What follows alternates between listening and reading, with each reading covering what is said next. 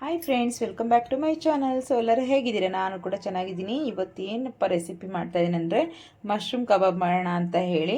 ತುಂಬಾ ಚೆನ್ನಾಗಿರುತ್ತೆ, ಹಾಗೆ ತುಂಬ ಟೇಸ್ಟಿ ಕೂಡ ಇರುತ್ತೆ. ಸೊ ನಾನು ಆಮೇಲೆ ಹೆಗ್ ಬಿರಿಯಾನಿ ಹಾಗೆ ಮಶ್ರೂಮ್ ಕಬಾಬ್ ಮಾಡ್ತಾ ಇದ್ದೀನಿ. ತುಂಬಾ ಟೇಸ್ಟಿಯಾಗಿರುತ್ತೆ. ಸೊ ಮಾಡೋದು ಹೇಗೆ ಅಂತ ನೋಡೋಣ. ಅದಕ್ಕಿಂತ ಮುಂಚೆ ನನ್ನ ಚಾನಲ್ನ ಸಬ್ಸ್ಕ್ರೈಬ್ ಮಾಡದೆ ನೋಡ್ತಾ ಇದ್ದರೆ ಪ್ಲೀಸ್ ಸಬ್ಸ್ಕ್ರೈಬ್ ಮಾಡ್ಕೊಳ್ಳಿ, ಹಾಗೆ ಒಂದು ಲೈಕ್ ಮಾಡಿ, ಶೇರ್ ಮಾಡಿ, ಕಮೆಂಟ್ ಮಾಡಿ. ವಿಡಿಯೋ ಫುಲ್ ಎಂಡ್ವರೆಗೂ ನೋಡಿ, ಸ್ಕಿಪ್ ಮಾಡಿದೆ. Thank you.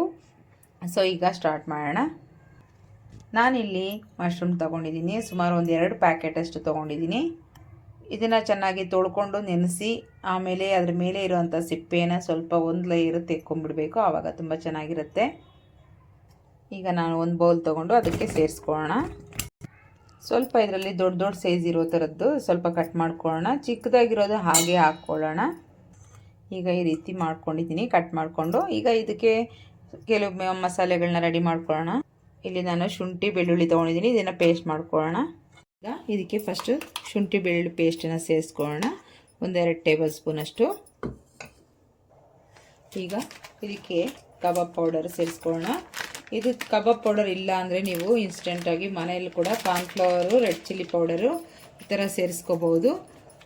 ಸೊ ನಾನಿಲ್ಲಿ ಕಬಾಬ್ ಪೌಡರೇ ಸೇರಿಸ್ತಾ ಇದ್ದೀನಿ. ಹಾಗೆ ಸ್ವಲ್ಪ ಲೆಮನ್ ಕೂಡ ಸೇರಿಸ್ಕೊಳ್ಳೋಣ. 1/4 ಟೀ ಸ್ಪೂನಷ್ಟು ಲೆಮನ್ ಹಾಕ್ಕೊಂಡ್ರೆ ಸಾಕಾಗುತ್ತೆ, ಜಾಸ್ತಿ ಬೇಡ. ಹಾಗೆ ಇದಕ್ಕೆ ಸ್ವಲ್ಪ ನಾನು 1 ಟೇಬಲ್ ಸ್ಪೂನಷ್ಟು ರೆಡ್ ಚಿಲ್ಲಿ ಪೌಡರ್ನ ಸೇರಿಸ್ಕೊತಾ ಇದ್ದೀನಿ. ಈಗ ಸ್ವಲ್ಪ ಸಾಲ್ಟು, ಜಾಸ್ತಿ ಏನು ಬೇಡ, ಸ್ವಲ್ಪ ಮಾತ್ರ ಸಾಕು. ಹಾಗೆ ಇದಕ್ಕೆ ಒಂದು ಎಗ್ಗು ಹಾಕ್ಕೊಳ್ಳೋಣ. ಎಗ್ ತಿಂದೇ ಇರೋರು ಎಗ್ಗನ್ನ ಸ್ಕಿಪ್ ಮಾಡ್ಕೋಬೋದು. ನೀವು ಕಾರ್ನ್ಫ್ಲವರು ಇದೆಲ್ಲ ಹಾಕೋದ್ರಿಂದ ಅಷ್ಟೇ ಸಾಕಾಗುತ್ತೆ, ಎಗ್ಗೇನು ಅವಶ್ಯಕತೆ ಇರಲ್ಲ. ಇವಾಗ ಚೆನ್ನಾಗಿ ಮಿಕ್ಸ್ ಮಾಡ್ಕೊಳ್ಳೋಣ. ಸ್ಮೂತಾಗಿ ಮಿಕ್ಸ್ ಮಾಡ್ಕೋಬೇಕು, ನೀವು ರಫಾಗಿ ಮಿಕ್ಸ್ ಮಾಡ್ಕೋಬೇಡಿ, ಯಾಕೆಂದರೆ ಅದೆಲ್ಲ ಪೀಸ್ ಪೀಸ್ ಆಗಿಬಿಡುತ್ತೆ.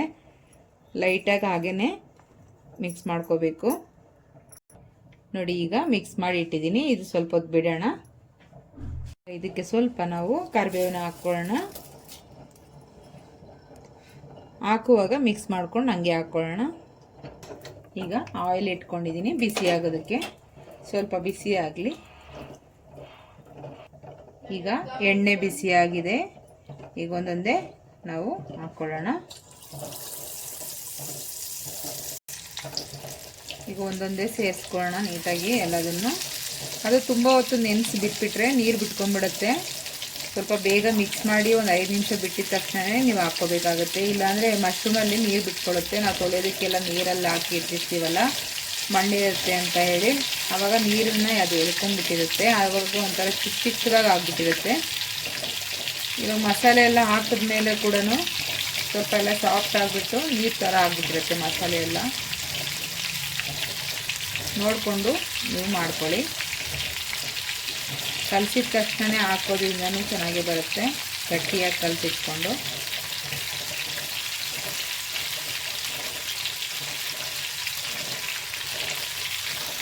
ಈಗ ನೋಡಿ ಎಷ್ಟು ಚೆನ್ನಾಗಾಗಿದೆ ಅಂತ. ಈಗ ಇದನ್ನು ತೆಕ್ಕೊಳ್ಳೋಣ. ಸಾಕನ್ಸುತ್ತೆ ಇಷ್ಟ ಆದರೆ. ತುಂಬಾ ಚೆನ್ನಾಗಿರುತ್ತೆ ಟೇಸ್ಟು, ತುಂಬ ಈಸಿಯಾಗಿ ಮಾಡ್ಕೋಬೋದು. ಮಿಸ್ ಮಾಡಿದೆ, ನಿಮ್ಮ ಮನೆಯಲ್ಲೂ ಒಂದ್ಸರಿ ಟ್ರೈ ಮಾಡಿ.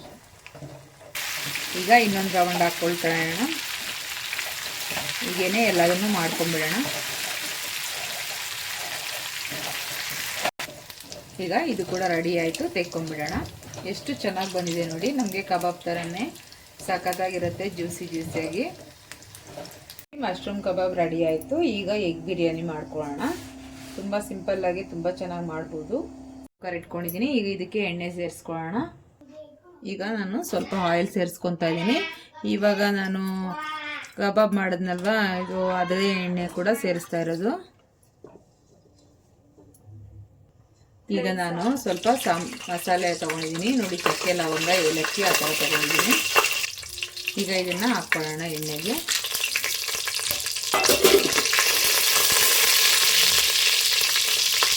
ಹಾಗೆ ಆನಿಯನ್ಸು, ಮಶ್ರೂಮ್ ಕಬಾಬ್ ಮಾಡಿದ್ವಲ್ಲ ಅದೇ ಎಣ್ಣೆನೇ ಹಾಕ್ಕೊಂಡಿದ್ದೀನಿ, ಸುಮ್ಮನೆ ಅದು ವೇಸ್ಟ್ ಆಗುತ್ತೆ ಅಂತ ಹೇಳಿ. ಈಗ ಚೆನ್ನಾಗಿ ಮಿಕ್ಸ್ ಮಾಡ್ಕೊಳ್ಳೋಣ. ಸ್ವಲ್ಪ ಕಲರ್ ಚೇಂಜ್ ಆಗಲಿ ನಮಗೆ.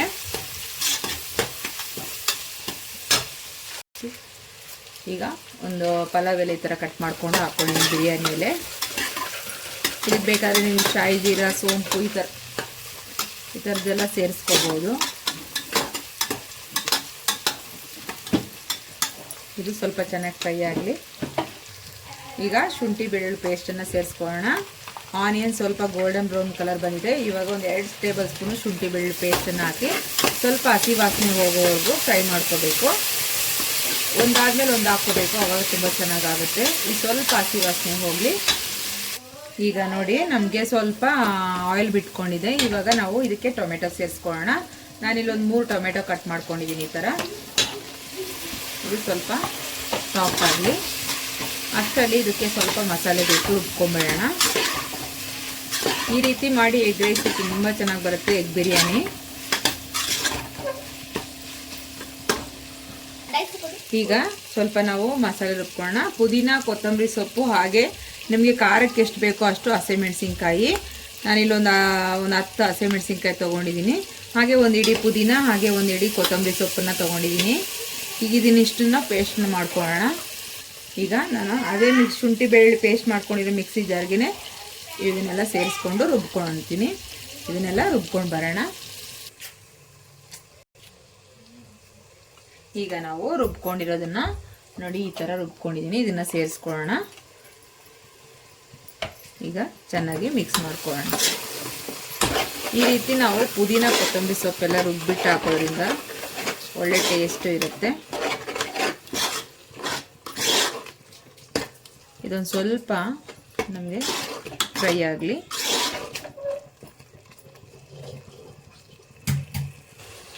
ಈಗ ಇದಕ್ಕೆ ಸ್ವಲ್ಪ ಅರಿಶಿನ ಪೌಡರ್, ಈಗ ಸ್ವಲ್ಪ ರೆಡ್ ಚಿಲ್ಲಿ ಪೌಡರ್ನ ಹಾಕ್ಕೊಳ್ಳೋಣ. ನಾವಾಗಲೇ ಗ್ರೀನ್ ಚಿಲ್ಲಿ ಹಾಕ್ಕೊಂಡಿರ್ತೀವಿ, ರೆಡ್ ಚಿಲ್ಲಿ ಸ್ವಲ್ಪ.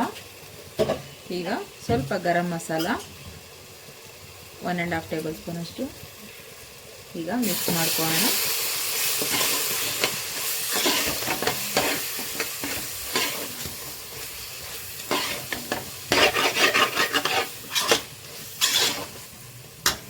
ಸ್ವಲ್ಪ ಧನಿಯಾ ಪೌಡರ್ 1 ಟೇಬಲ್ ಸ್ಪೂನ್ ಅಷ್ಟು. ಹಾಗೆ ನಮಗೆ ಸಾಲ್ಟ್, ರುಚಿಗೆ ತಕ್ಕಷ್ಟು ಸಾಲ್ಟನ್ನು ಸೇರಿಸ್ಕೊಳ್ಳೋಣ. ನಾನಿಲ್ಲಿ ಕಲ್ಲುಪ್ಪನ್ನು ಸೇರಿಸ್ತಾ ಇದ್ದೀನಿ. ಈಗ ಮಿಕ್ಸ್ ಮಾಡ್ಕೊಳ್ಳೋಣ. ನೀವು ಡ್ರೈ ಮಸಾಲ ಹಾಕಿರೋದ್ರಿಂದ ಸ್ವಲ್ಪ ತಳ ಸೀದ್ಬಿಡುತ್ತೆ. ಸ್ವಲ್ಪ ಲೋ ಫ್ಲೇಮ್ ಇಟ್ಕೊಂಡು ನೀಟಾಗಿ ಮಿಕ್ಸ್ ಮಾಡ್ಕೊಳ್ಳಿ.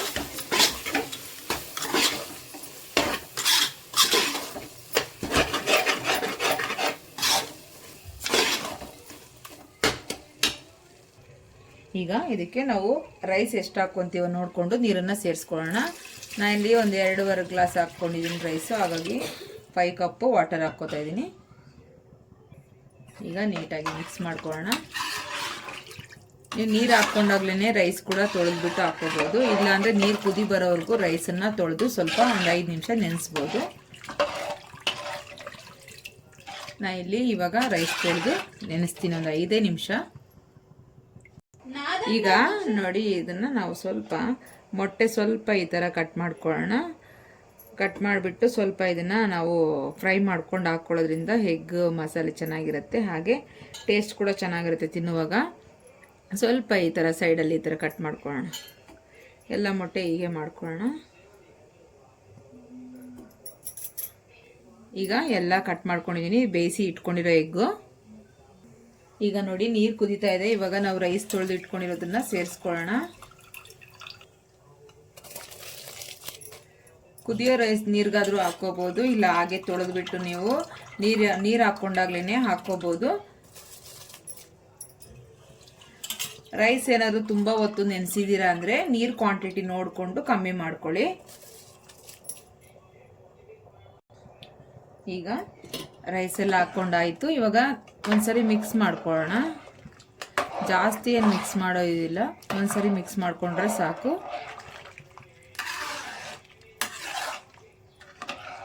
ಇಷ್ಟಾದರೆ ಸಾಕಾಗುತ್ತೆ. ಇವಾಗ ಚೆನ್ನಾಗಿ ಕುದೀಲಿ. ನಾನಿಲ್ಲಿ ಒಂದು ಪ್ಯಾನ್ ಇಟ್ಕೊಂಡಿದ್ದೀನಿ. ಇದು ಸ್ಟವ್ ಆನ್ ಮಾಡ್ಕೊಂಡಿದ್ದೀನಿ. ಇದಕ್ಕೆ ಸ್ವಲ್ಪ ಆಯಿಲ್ನ ಸೇರಿಸ್ಕೊಳ್ಳೋಣ. ಮೊಟ್ಟೆನ ಫ್ರೈ ಮಾಡ್ಕೊಳ್ಳೋಕ್ಕೋಸ್ಕರ ಇದರಲ್ಲಿ ಒಂದು 2 ಟೇಬಲ್ ಸ್ಪೂನ್ ಅಷ್ಟು ಆಯಿಲ್ನ ಸೇರಿಸ್ತಾ ಇದ್ದೀನಿ. ಈಗ ಇದಕ್ಕೆ ಸ್ವಲ್ಪ ಟರ್ಮರಿಕ್ ಪೌಡರ್ನ ಸೇರಿಸೋಣ, ಒಂದೇ ಒಂದು ಚಿಟಿಕೆಯಷ್ಟು. ಹಾಗೆ ಇದಕ್ಕೆ ಸ್ವಲ್ಪ ನಾವು ರೆಡ್ ಚಿಲ್ಲಿ ಪೌಡರ್ನ ಸೇರಿಸೋಣ, ಸ್ವಲ್ಪ ಎಗ್ಗಿಗೆ ಮಾತ್ರನೇ. ಹಾಗೆ ಒಂದು ಚಿಟಿಕೆ ಅಷ್ಟು ಸಾಲ್ಟ್, ಜಾಸ್ತಿ ಏನು ಬೇಡ. ಈಗ ಸ್ವಲ್ಪ ಮಿಕ್ಸ್ ಮಾಡ್ಕೊಳ್ಳಿ ಈ ಥರ.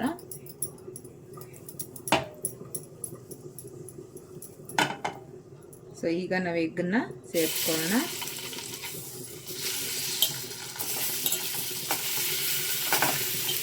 ಲೈಟಾಗಿ ಫ್ರೈ ಮಾಡ್ಕೊಳ್ಳೋಣ. ಈ ಥರ ತಿರುಗಿಸಿದ್ರೆ ಸಾಕು, ನೀಟಾಗಿ ಎಲ್ಲ ಒಂದು ಸೈಡಿಂದ ಇನ್ನೊಂದು ಸೈಡ್ಗೆ ಫ್ರೈ ಆಗುತ್ತೆ.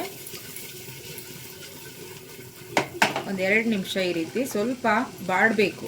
ಎಗ್ ಸ್ವಲ್ಪ ಬಾಡಿದ್ರೆ ನಮಗೆ ಅದು ಮಸಾಲೆ ನೀಟಾಗಿ ಚೆನ್ನಾಗಿ ಅಂಟ್ಕೊಂಡಿರುತ್ತೆ, ಹಾಗೆ ಟೇಸ್ಟ್ ಕೂಡ ಚೆನ್ನಾಗಿ ಬರುತ್ತೆ. ಬೇಗ ಹಾಕಿದ ತಕ್ಷಣ ಮೊಟ್ಟೆ ಪೀಸ್ ಆಗೋಗಲ್ಲ ರೈಸಲ್ಲಿ. ಈ ರೀತಿ ಫ್ರೈ ಮಾಡಿ ಹಾಕೋದ್ರಿಂದ ಮೊಟ್ಟೆ ಟೇಸ್ಟ್ ಕೂಡ ಇರುತ್ತೆ, ಹಾಗೆ ರೈಸಲ್ಲಿ ಪೀಸ್ ಆಗದೆ ಚೆನ್ನಾಗಿ ಬರುತ್ತೆ. ಸ್ವಲ್ಪ ಫ್ರೈ ಮಾಡೋಣ, ಜಾಸ್ತಿ ಬೇಡ.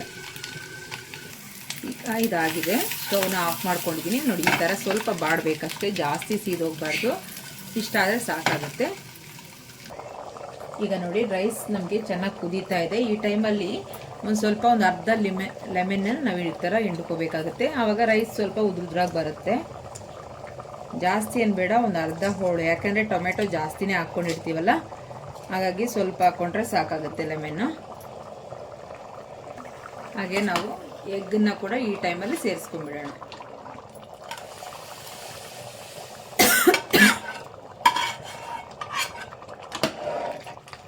ಲೈಟಾಗಿ ಈ ಥರ ತಿರುಗಿಸ್ಬಿಟ್ಟು ಹಾಗೆ ಬಿಟ್ಬಿಡೋಣ.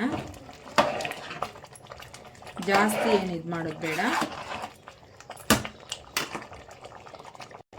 ಈಗ ನಾವು ಕುಕ್ಕರ್ ಕ್ಯಾಪ್ ಹಾಕಿ ಹೈ ಫ್ಲೇಮ್ ಇಟ್ಕೊಂಡು ಒಂದು 5 ನಿಮಿಷ ಬಿಟ್ಟು ಲೋ ಫ್ಲೇಮಲ್ಲಿ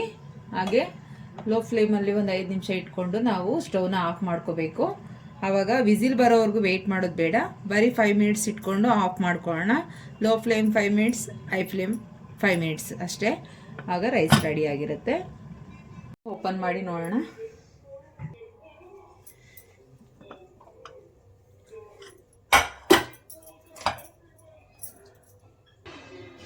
ನೋಡಿ, ಎಗ್ ಬಿರಿಯಾನಿ ರೆಡಿ ಆಯಿತು. ಹಾಕಿದ್ದೀವಿ ಎಗ್.